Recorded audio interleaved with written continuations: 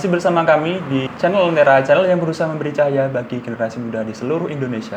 Pada kesempatan kali ini, saya ingin sharing pada teman-teman mengenai fenomena yang kemarin kita sempat bahas, yaitu hujan. Pada dasarnya, hujan adalah sebuah proses akibat adanya proses kondensasi yang ada di awan. Titik-titik hujan tersebut ketika sudah melebihi kapasitas dan awan tidak sanggup untuk menampungnya, maka titik-titik air tersebut akan jatuh ke bumi.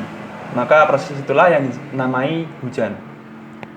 Nah, di kesempatan kali ini saya ingin membahas mengenai hujan namun dengan jenis yang berbeda, yaitu adalah hujan asam.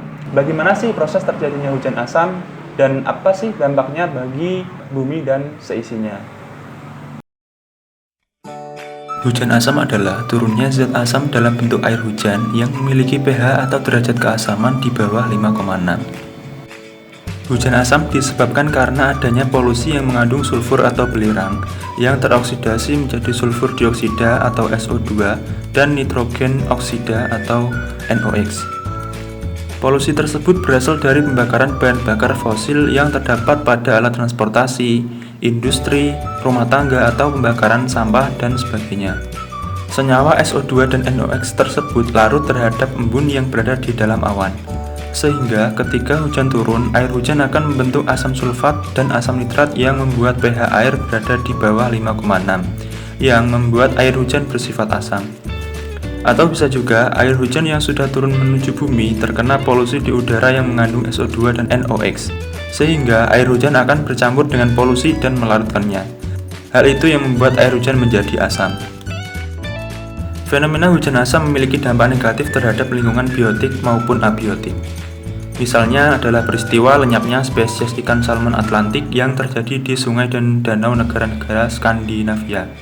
Hal itu terjadi karena zat asam pada air danau dan sungai meningkat dengan ditandai menurunnya pH air.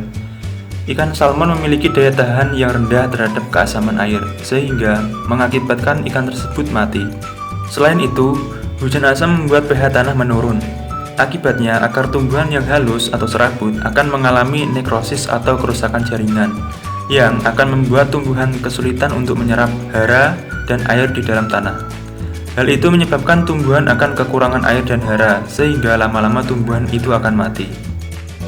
Kemudian, hujan asam juga mempercepat material logam mengalami korosi atau karat. Korosi akan membuat material tersebut bersifat rapuh. Jelas hal itu akan berbahaya ketika terjadi korosi pada bangunan yang menjadi akses khalayak umum. Dilihat dari segi kesehatan, larutnya kandungan logam berat yang berada dalam pipa air juga akan berdampak terhadap kesehatan makhluk hidup secara berangsur-angsur. Maka dari itu perlu adanya kesadaran umat manusia untuk meminimalkan laju polusi udara yang berpotensi menimbulkan hujan asam, sehingga dampak hujan asam bisa diminimalisir. Nah, itu tadi pembahasan dari kami mengenai hujan asam. Apabila teman-teman ada ide atau apapun yang mungkin bisa jadi konten kita untuk selanjutnya, bisa tulis di kolom komentar ya. Sekian dari kami. Assalamualaikum warahmatullahi wabarakatuh.